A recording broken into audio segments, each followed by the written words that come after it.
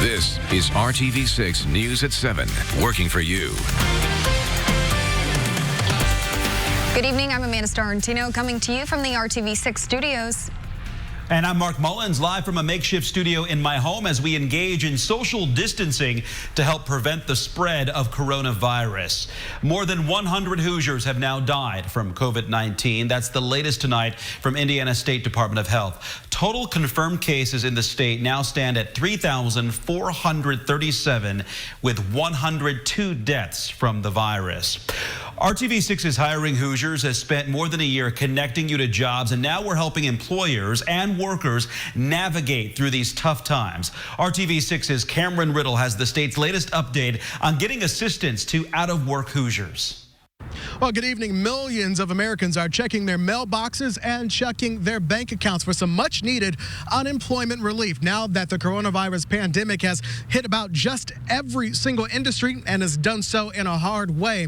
With that said, as this pandemic continues, there is relief on the way, but the timing on exactly when it arrives in your mailbox or your bank account will vary depending on what state you live in. When unemployment checks arrive, there will be an additional $600 attached thanks to moves by Congress that extend how long you can receive benefits in addition to increasing the payout amount. But Hoosiers who start receiving checks this month won't see that extra $600. Workforce Development Commissioner Fred Payne says the agreement Indiana has with the federal government is to start sending that money out in May. We're strictly following the guidelines that have been laid out for us, so that we're working on with the U.S. Department of Labor. And I'm not really sure about what states have said that they're going to start paying very quickly. I'd like to really know those, but at any rate, we're really trying to make sure that we follow those guidelines so that we can ensure that the payments are made as quickly as possible without any hitches. The commissioner did not say why those payments could not be mailed out prior to May, but he did say earlier this week that the state is making several changes to its computer systems, which will update who gets paid and when they get paid. More updates on that to come. At the State House, I'm Cameron Riddle, RTV6. Cameron, thanks. Lowe's is hoping today as shoppers flock to the home improvement store for their spring Black Friday sale, but some shoppers and workers are concerned it's drawing crowds during a pandemic. RTV6 reporter Kara Kenny joins us now with what a current employee has to say and what the company is doing in response to concerns. Lowe's Spring Black Friday sale isn't sitting well with some who say we need to be social distancing, not drawing crowds. A Lowe's spokesperson says affordability matters now more than ever. The front page of Lowe's ad promotes two-day-only deals in-store only, April 4th and 5th while supplies last. The Black Friday savings started Thursday and run through April 15th. A current Central Indiana Lowe's employee says it's a bad idea to draw even more people to their stores. The employee, whom we'll call Jane, says she's been quarantined for 2 weeks with COVID-19-like symptoms and is awaiting formal test results. They wait for the sale every year, and it's the first sale of the season, and of course, you know, all these people are off work. It is not discouraging them from coming in whatsoever. I'm just very worried for my coworkers and the people that are coming into the store. I know a lot of them personally. I've become very friendly with a lot of the people that come in. They come in regularly, and I just worry for their health and their safety. When we stopped by the Beach Grove location today, we found signs encouraging social distancing, but no one was limiting the number of people coming into the store. A Lowe's spokesperson told us, while some retailers have taken steps to eliminate value pricing, we recognize the importance of continuing to offer value to our customers in this time of economic uncertainty. Affordability matters now more than ever. A Lowe's spokesperson says customers can take advantage of curbside pickup as well as shopping online. You can read their entire statement in this story on the RTV6 app and the IndyChannel.com. Reporting in Beach Grove, Kara Kenny, RTV6. And a Lowe's spokesperson says stores also have the ability to limit customer capacity in high trafficked areas. Marion County prosecutors filed their first criminal charge for failure to comply with the state's stay-at-home order. Prosecutors charged this man. He's 31-year-old Shane King. He was arrested on Tuesday for drunk driving in Lawrence. Yesterday, prosecutors added a misdemeanor charge for failure to comply with emergency travel watch or warning. Lawrence police noted King took up valuable resources at the hospital and made it tough for officers and healthcare workers to engage in social distancing. So far, Indiana State Police tell us that they have issued at least 21 written citations for violating the stay-at-home order. And Call 6 investigates. If you're expecting a stimulus check from the federal government, no scammers would love to get their hands on it, too.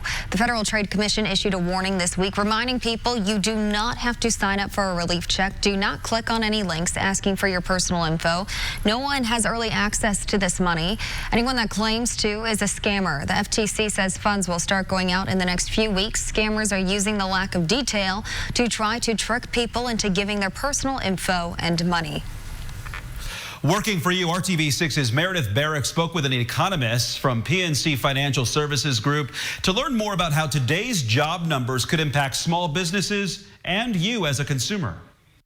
Abby, let's talk a little bit about today's job numbers report and what those numbers are and how it's going to affect small businesses and consumers.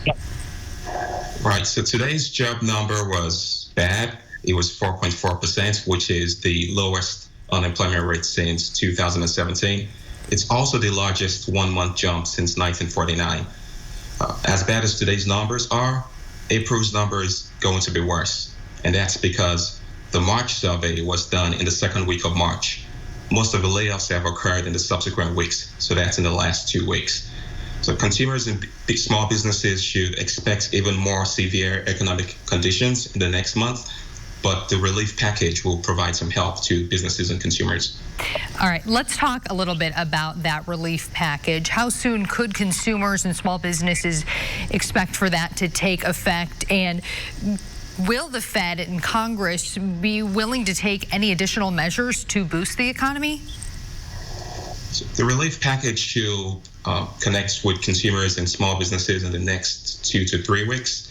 And the Fed and Congress are able to pull out all the stops in order to boost the economy. So the Fed reduced interest rates to close to zero a couple of weeks ago. Congress passed the historic $2 trillion stimulus bill, mainly targeted at consumers and small businesses. And also the Fed introduced various liquidity measures in order to support the flow of credit to households and businesses. Now, if the Fed sees that these measures don't boost the economy enough in the next few months, they still have additional tools in their toolbox which they can use to stimulate the economy. Okay, that will be music to a lot of people's ears, Abby. Thank you very much. We appreciate you giving us insight into this important information.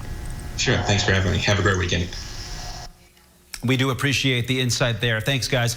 Now here's another prime example of how people working together for the good of an entire community. Sally Rossetti works in healthcare. She recently connected on Facebook with a local seamstress who is making homemade masks, but didn't have the means to deliver those masks. So Sally stepped up. One woman's husband has some medical issues that she doesn't feel comfortable leaving the house, and she's doing the stay in place, and she's having other people make her essential errands for her. So she leaves the masks for me on her front porch. I go pick them up, and then I deliver them to a facility in need. Sally herself has made around 30 masks, but she has delivered over 200 so far. And healthcare workers continue to work overtime, trying to get a handle on the COVID-19 crisis. And the end of a long week now comes with a treat. McFarling Foods has started a new project called Food Drop Friday. The first event took place today near the emergency room doors at IU North Hospital in Carmel. For 70 years, we've been a food distributor here locally in Indianapolis, and we know that the COVID-19 situation has affected everybody's business, certainly ours, but here are the real heroes. These guys are affected every day. They're on the front lines, keeping our community safe, saving lives, and so we wanted to just give back a little bit. McFarling has stepped up in other ways to help the community, including donating and delivering large banners and yard signs for its local restaurant customers to promote their shift to takeout-only businesses. Kevin. What a beautiful day. As we step toward the weekend, there are some changes. 65, that's our current temperature, right at 70 in most locations for the afternoon high. The wind is light. Temperatures mild, well above average in central Indiana, still 70 in Bloomington. I just want to show you the stark contrast. Boy, it's not difficult to find the cold front. 61 in Peoria, 31 in Des Moines. We will not see a big drop off in weekend temperatures. They will be cooler, but not like that. Let's play Weather Investigator. See the clouds? We got to go find out where those are coming from. They've invaded the western portion of the state. There's the cold front. The showers that sit west of the Mississippi tonight will be east of the Wabash at some point tomorrow. I'll have that timing for you coming up. As the coronavirus continues to spread, scientists from all over are doing what they can to help fight the virus. Coming up here on RTV6, how one Indiana scientist's research is helping to slow the spread. RTV.com. Social distancing, closing businesses, the data behind these decisions intended to help stop the spread of COVID-19 come from very specific research. Our Alyssa Donovan spoke to a scientist who is at the forefront of compiling these numbers and helping health and government leaders make difficult decisions during an infectious disease outbreak. I sat down with a scientist who's at the forefront of fighting COVID-19. His job is to research and analyze data and then help government and public health officials make decisions during an infectious disease outbreak. Sam Scarpino is an assistant professor at Northeastern University in Boston and a chief data scientist. The Indianapolis native attended Indiana University and graduated from Broad Ripple High School. Scarpino coordinates a research group that builds mathematical and computer simulation models of infectious disease outbreaks. He works with public health and government leaders to translate those results into improved decision-making around an outbreak. For COVID-19, we've been actively involved in generating forecasts of ICU demand, ventilator demand, outbreak size, as well as researching how physical distancing and work from home orders are helping stop the spread. His team found that places that have implemented measures like physical distancing and takeout only and the closing of non-essential businesses have experienced a 50% decrease in mobility and commuter flow.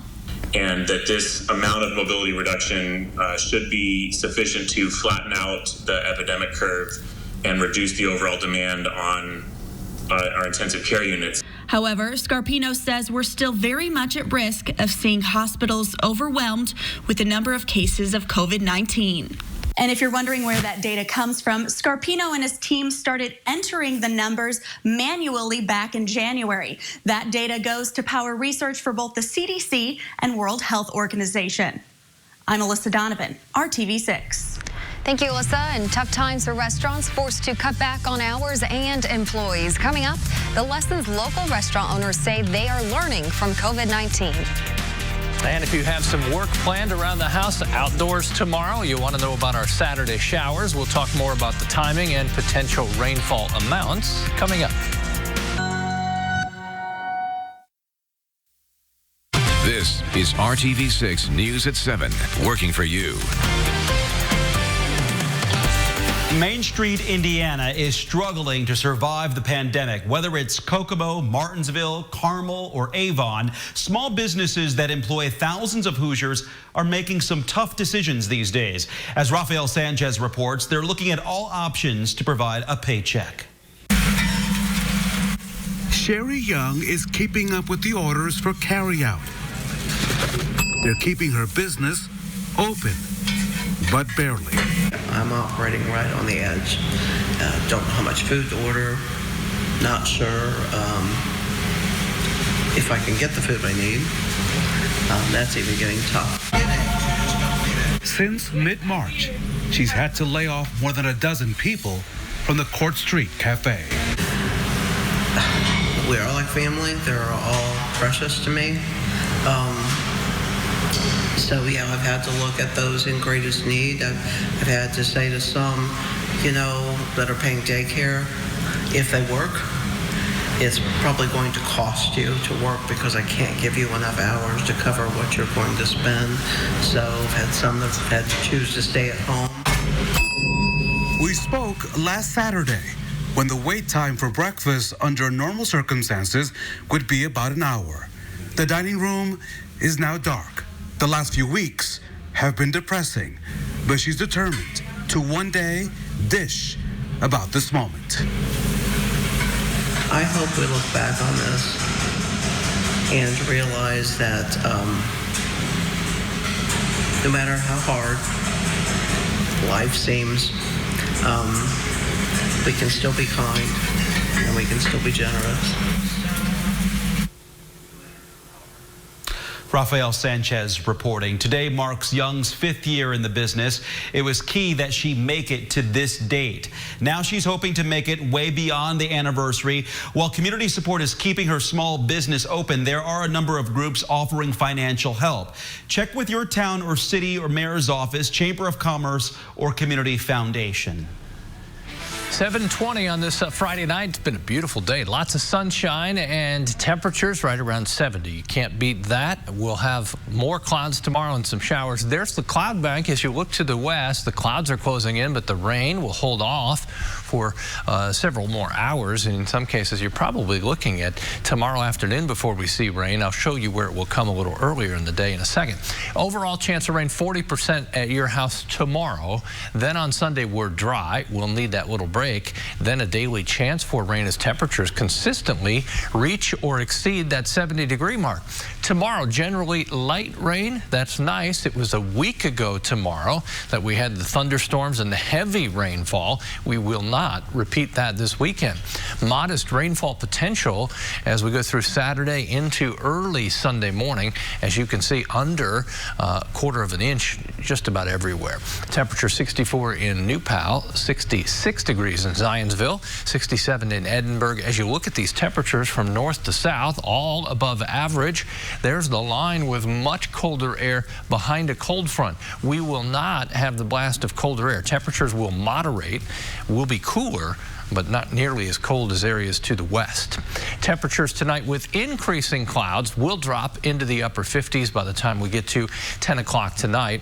Overnight, temperatures will stay generally in the upper 40s to lower 50s. Notice the rain chances tomorrow. They're higher in the morning in western Indiana. Not until we get to the evening hours does the rainfall probability increase in central Indiana.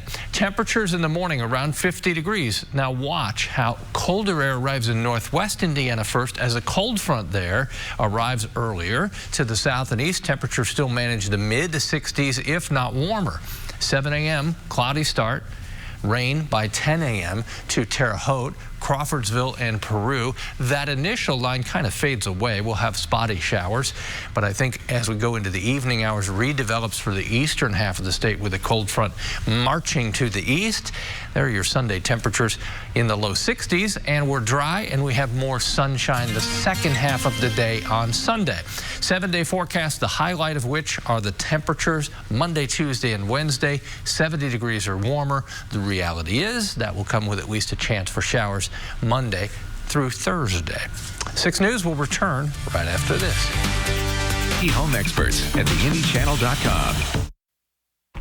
Concerns about the economy even has the lottery adjusting its budget. Powerball is lowering its minimum jackpot. It used to be the least anyone could win was $40 million. And if there was no winner, the jackpot would increase by at least $10 million. But now after the current jackpot is won, the pot will go down to $20 million, and it will only increase about $2 million if there is not a winner. A Powerball spokesperson says sales are down with more people staying home and being more mindful of their spending.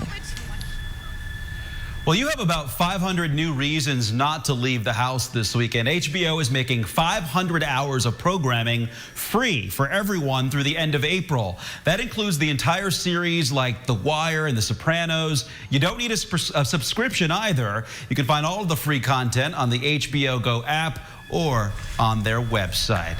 Almost said prescription, different thing. You don't need a subscription. Thanks for making RTV6 your choice for news. Our next newscast is tonight at 11.